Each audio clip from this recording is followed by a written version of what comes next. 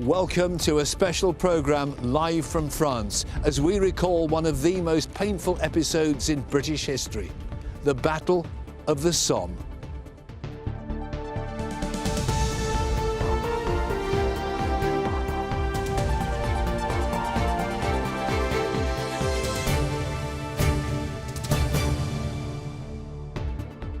Remembering the fallen, senior royals, well-known faces joined loved ones to honour those who made the ultimate sacrifice. The men who went to war knowing they may never return. Stories of bravery and the 12-year-old boy soldier who joined them. And on this side of the channel, life in the trenches, learning the lessons of conflict and why today's generation must never forget. And the football match played on no man's land, the story of the truce reenacted today.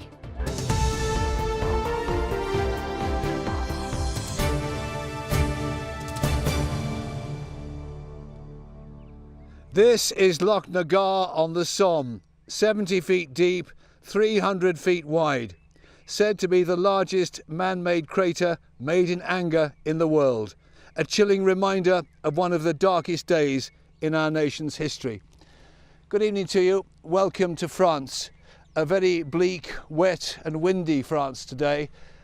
A sombre France, perhaps ideal for a very sombre day. Now, that gaping hole you've just seen was created when a mine packed with explosives was detonated 100 years ago today. That was the signal for the soldiers of Britain's volunteer army to go over the top in a major offensive designed to lead the Allies to victory in the First World War. But it ended in desperate and agonising failure.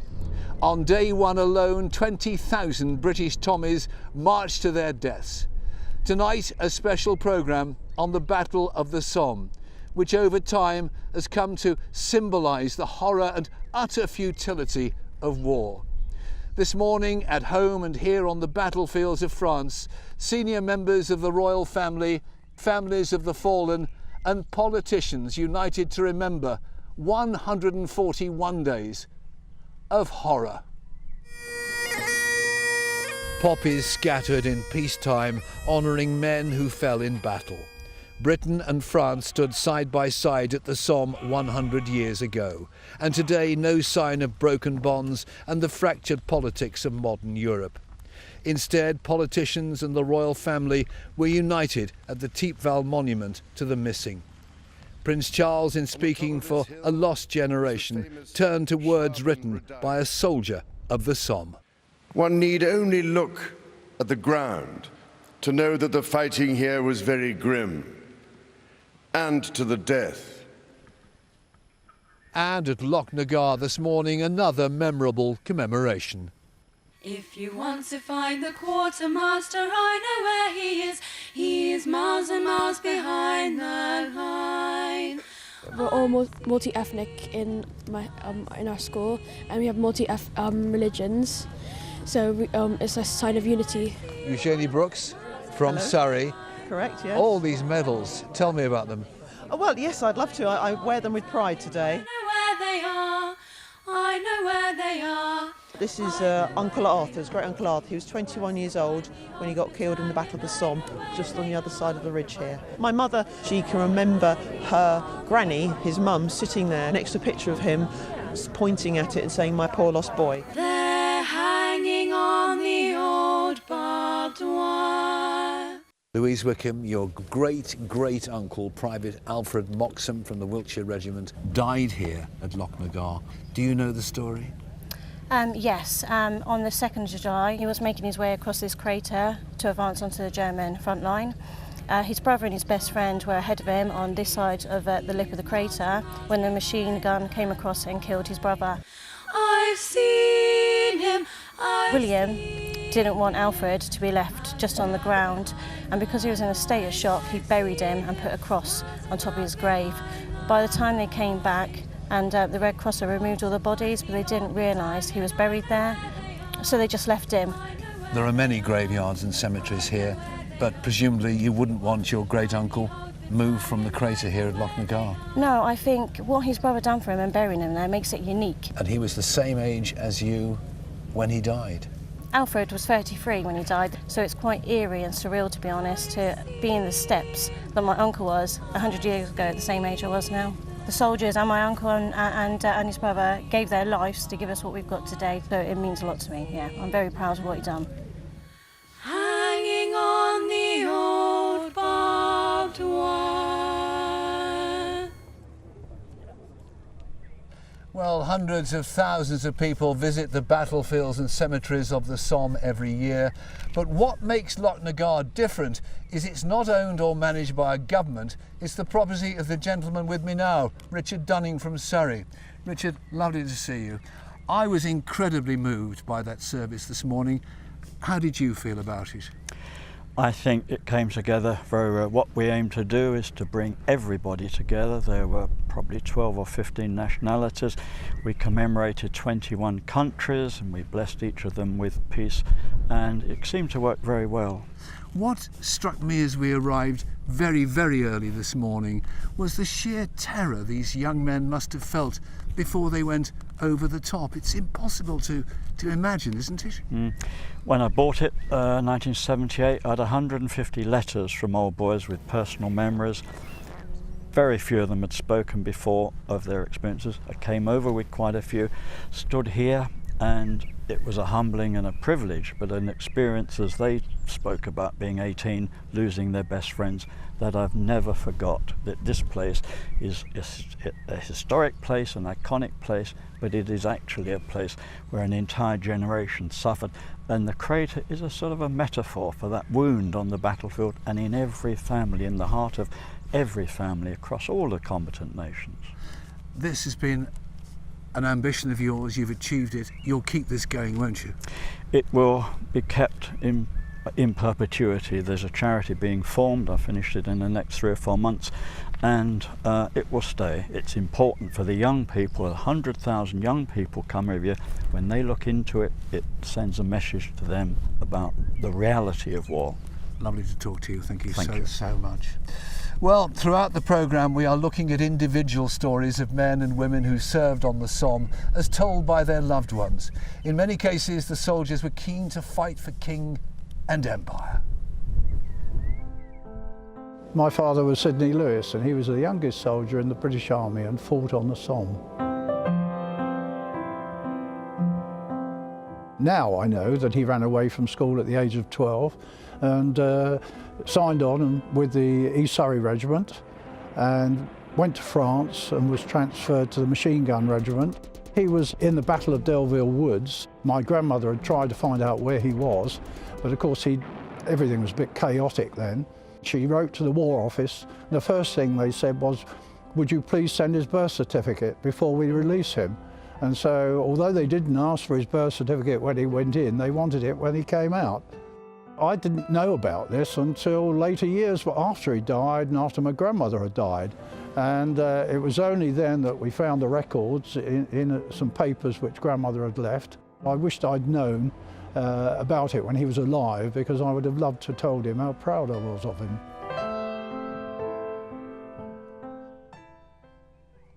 It is extraordinary to think these men came here to fight for what they believed in, knowing that the chances of survival were slim, very, very slim. It's unlikely they would be returning home. So who were these brave souls? Where did they come from? Sangeeta, over to you in the studio. Fred, thank you. Well, one of the reasons the battle had such a devastating impact was that it was largely fought by men who had signed up during a wave of patriotic fervour. They came from the same towns and villages, sometimes even the same streets. Well, gathered behind trenches, the plan was to attack a 15-mile section of the German line. The giant British guns had spent a week pounding those positions, firing off more shells than used during the entire First first year of the war. Then, just before 7:30 on the morning of July the 1st, mines placed in tunnels deep underground were set off, causing massive explosions. The generals were so confident of having flattened the enemy that they ordered their troops to walk across no man's land. But the Germans were dug in and their defences were largely intact, so many of the British Tommies were simply gunned down. The Surreys were sent to attack a village behind the German lines. Hundreds died in just a few hours. The Hampshire Regiment was hit so hard that all the officers involved were killed.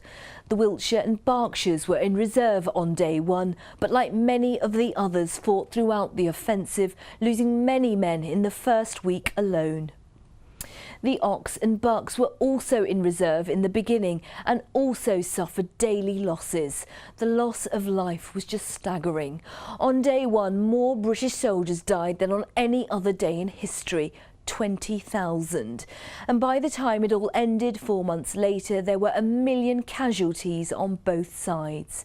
The total gain, just 7 miles. That's 89,000 men lost or wounded for every mile that the Allies won. Well, after the Somme and other battles, the survivors insisted their comrades receive a proper funeral. Services conducted by the Christian soldiers of the British Army, vicars and priests who felt compelled to go to the battlefields themselves. Some never returned. My grandfather was the Reverend Rupert Inglis, who was a chaplain in the British Army. He was rector here for, I think, 17 years. First of all, he wanted to join up as a soldier, but he was too old. He was 52, I think, when the war broke out. So many of his parishioners were signing up, and he'd been encouraging them with the recruiting sergeant to sign up.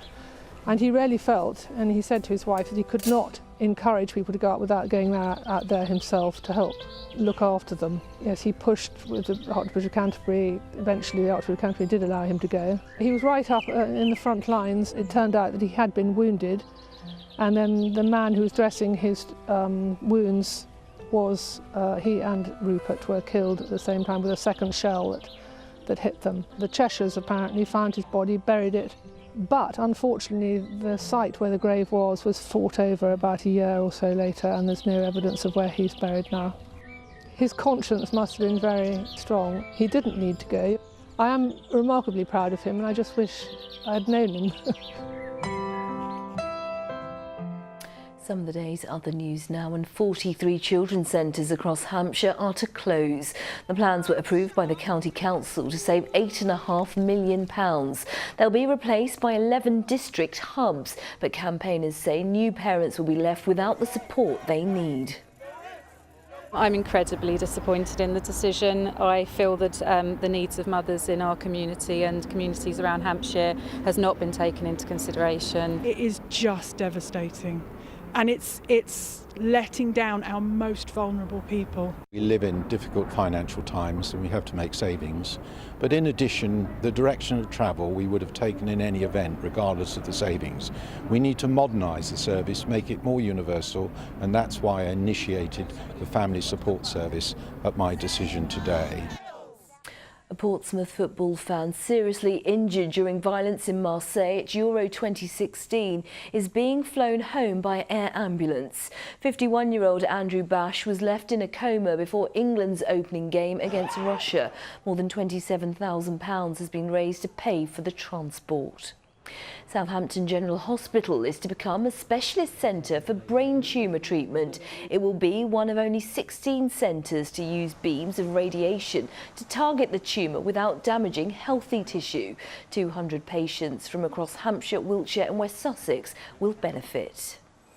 Brighton Pier is to become Brighton Palace Pier after a campaign to get its original name reinstated. The pier's new owners have launched a competition for artists in Brighton to design a new sign.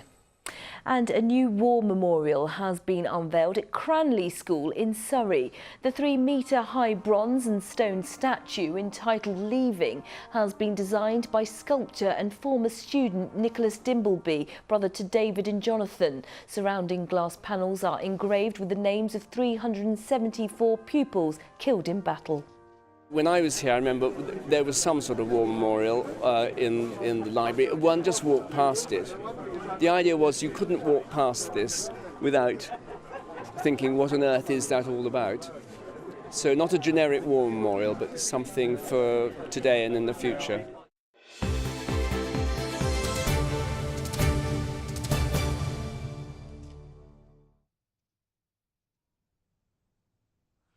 Well, let's go back to France now for the Somme commemorations and join Fred. Fred.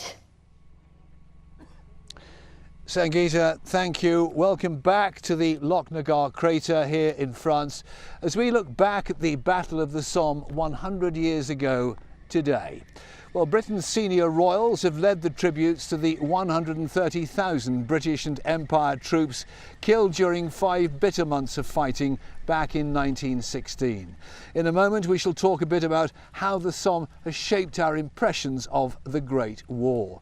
But first, let's remember it wasn't just men at risk from bombs and bullets. Hundreds of women put themselves in danger to treat the wounded and the dying. There is in fact a garden, a memorial garden over there in tribute to them with a memorial bench. Most volunteered, but some had very little say in the matter. My granny's name was Isabella Littlefield and she was a voluntary nurse. I know that she came to northern France in about 1915. My granny was a maid on an estate in Hampshire, and she came over with her employer, and some of these women, you know, they did coffee stalls on the railway stations, and they brought their maids with them to work in that field. She ended up in, I believe, Etaples, which was a huge military hospital where the injured soldiers from places like the Somme were taken up on the hospital trains. People like my granny, who became a nurse in the end and was a nurse in World War II, this is where they got their training. She worked as a nurse till she was 61 and died the year after.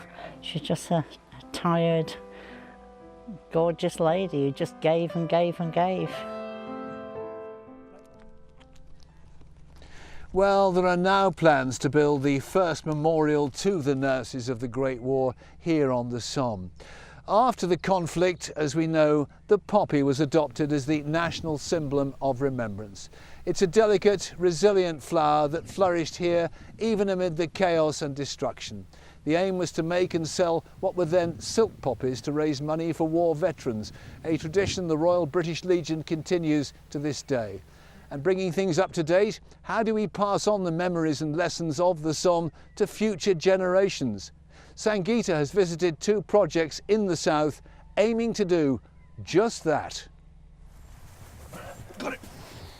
We start off in a field near Lewes where they're recreating one of the trenches that we all associate with the Great War.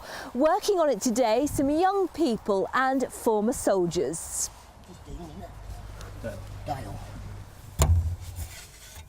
A wet, cold morning, and here you are, Richard and Jake, both digging a trench. Why?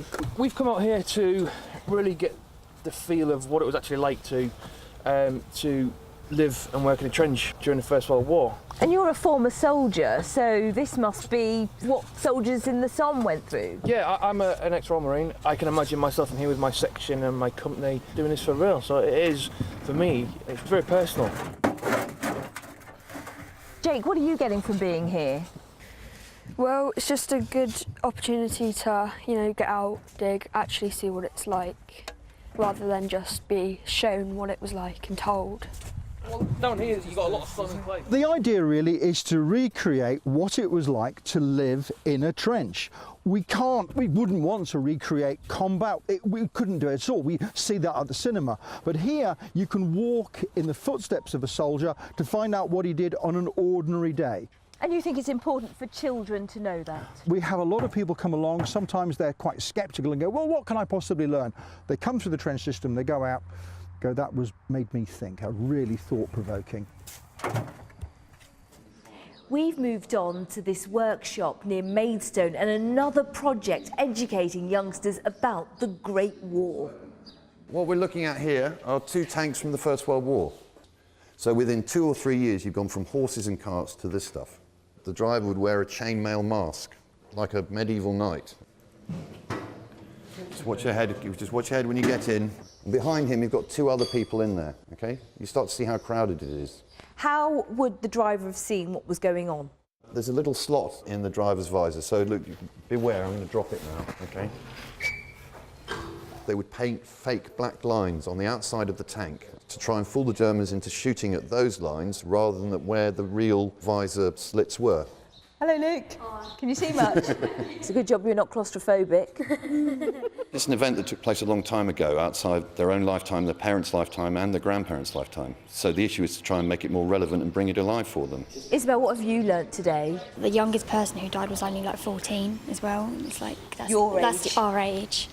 It's like, it must be scary, like the feelings, emotions going through them when they're so young. If I thought of me in that position, it would feel horrible. I wouldn't want to be in that position.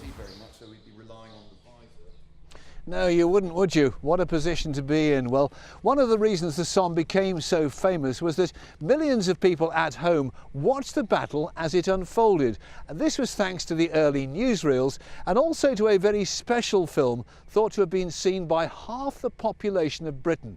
It was made in large part by a portrait photographer from Sussex, and we sent Simon Parkin to investigate.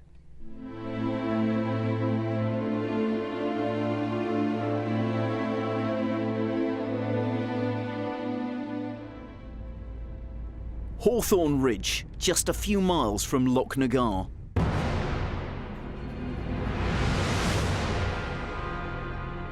A British mine explodes, the signal for the soldiers of the Somme to go over the top. This incredible footage was taken by a portrait photographer from Hastings called Geoffrey Malins. I've come to the Imperial War Museum to find out how Malins captured some of the most iconic images of the Great War. Well, these films, Roger, there must be some treasures here. There are indeed. It's 100 years of history. He decided, as he wanted to do several times in his life, to respond to the call of adventure rather than the safe pattern.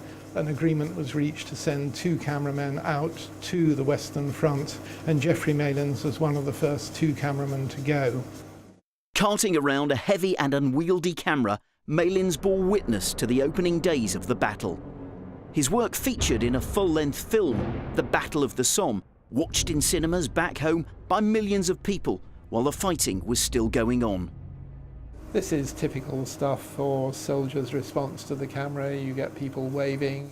He's right there in the trenches. That must have been very dangerous. We do know that it did take its toll on him. Malins was actually quite ill. I think the beginnings of what these days you would recognise as post-traumatic shock. Lisa Siavanis knows just how deeply the war affected Geoffrey Malins, even though she never met him. She's his granddaughter. The woman in this family picture, taken in 1917, is Lisa's grandmother, Caroline. When he came back from the war, he was changed, probably due for injury. He'd been gassed and shell-shocked as well. So I think by around 1917, 18, they weren't living together. What did you know as you were growing up? What were the stories that you were told about? Well, it was just part of my life. My mother was always very proud of him. The film is fairly dramatic. You certainly see the horror of life in the trenches on the front line. Why, when it was shown, did it not turn people off the war? I think you need to imagine yourself back in the context of 1916, when this was still a war that people were committed to. It was a war they wanted to win, and horrors and all, it was still a worthwhile experience to share the reality of what these days you'd say our boys at the front were going through. He was a showman. He would be very proud to think of all the kind of commemorative events that were going on, and I think he would have loved all the attention. Geoffrey Malins died in 1940. He made other films, but will always be known as the man who shot the Somme. Well, there were many tales of courage and sacrifice on that first day of the Somme, but none are as poignant or uniquely British as the story of the East Surreys. Hundreds from the regiment went to their deaths that morning, killed in the first few minutes of the battle. Thanks to a sports-mad captain, some were kicking footballs through no man's land as they went. The episode was honoured today in a series of matches for charity, as Andrew Pate can tell us. On the playing fields of Guildford, they remembered the battlefields of the Somme. 19 teams took part today to mark amazing heroism. Captain Billy Neville fell in love with football at Dover College. On the first day of the Battle of the Somme, he decided footballs would be kicked over the top, a reassuring symbol for his men and something they could chase and kick across no man's land. 6th Platoon of B Company of the 8th Battalion, the East Surrey Regiment, who kicked the footballs over the top. One of these footballs actually had written on it, Great European Cup Final, East Surreys versus Bavarians, no referee. And it encouraged the troops to attack, and they did actually seize their objectives on the day. After the war, Private L.S. Price remembered that day. He said, "I saw an infantryman climb onto the parapet into no man's land, beckoning others to follow. As he did so, he kicked a football, a good kick. The ball rose and travelled towards the German line. That seemed to be our signal to advance." By the end of that morning, half of the East Surrey Regiment were either dead, injured or missing. Captain Neville killed close to the German barbed wire. One of the original balls was lost in the fire at Clarendon House last year, which means just one remains, brought to Guildford today from Dover Castle. We have the original ball that was kicked over, and I had it in my hand and I started shaking. I know as a soldier what it feels like to be serving Queen and country. The over-the-top tournament saw military and civilian teams take part to remember the sacrifice made by local men 100 years ago. Andrew Pate, ITV News, Guildford. Sombre weather here suitably. Let's see what it's like where you are. Here's the forecast. Aidan McGibbon.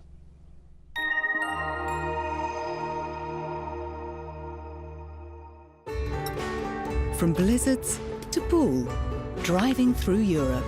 Eurotunnel the Shuttle sponsors ITV Meridian weather. Hello, good evening. This weekend we're going to see a mixture of bright spells and occasional showers. The best of the bright spells Saturday morning, showers spreading in during the afternoon and into Sunday. So for the time being, we've got 1 or 2 showers out there this evening, but they'll ease as we go through the night. And during the hours of darkness, most places will be clear and dry, just the odd shower for parts of Dorset. Temperatures dropping to 9 degrees. A bright start then tomorrow with some sunshine first thing, but it will turn cloudier from the west. Showers will start to move in then as the morning goes on, and by the afternoon those scattered showers will be just about everywhere, with the risk of some heavy downpours in places, but also some dry weather. Into Sunday, cloudy with outbreaks of rain. Eurotunnel the Shuttle sponsors ITV Meridian weather.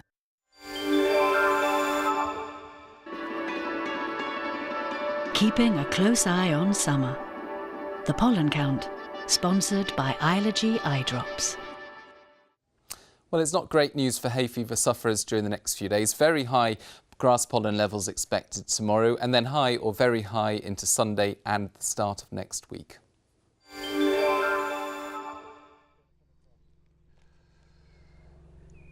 Well, today we have been remembering a battle so deadly that a century on, its name remains a byword for horror, slaughter and the futile waging of war.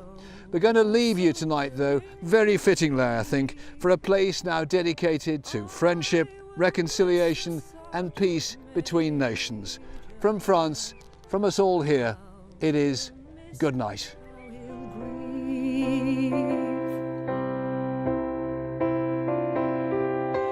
When this lousy war is over, oh, how happy I shall be.